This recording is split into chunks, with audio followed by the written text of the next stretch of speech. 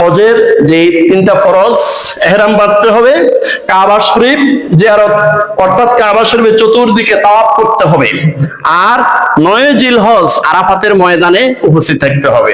সেখানে 9 জিলহজ আরাফাতের ময়দানে আল্লাহর কাছে দোয়া করতে হবে।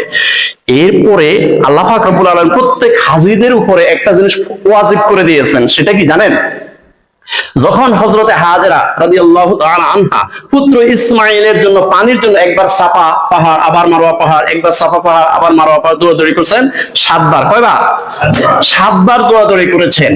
এই স্মৃতিটাকে অম্লান রাখার জন্য, জারি রাখার জন্য আল্লাহ পাক রব্বুল আলামিন এই সাফা মারওয়া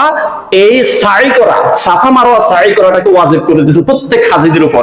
ইন্নাস সাফা ওয়াল মারওয়াতা মিন শাইরিল্লাহ ফামান হাজ্জাল বাইতা বি'তামারা ফালা জুনাহা আলাইহি আন ইয়াতাওয়াফা বিহিমা ওয়া মান তাতাওয়া খায়রান ফা ইন্নাল্লাহা শাকিরুন আলীম। সূরা বাকারা আয়াত 158। আল্লাহ পাক রব্বুল আলামিন বলেন, ইন্নাস সাফা ওয়াল মারওয়াতা মিন শাইরিল্লাহ, সাফা মারওয়া এই দুইটা পাহাড় হলো আল্লাহর নিদর্শন সমূহের মধ্যে দুইটা নিদর্শন।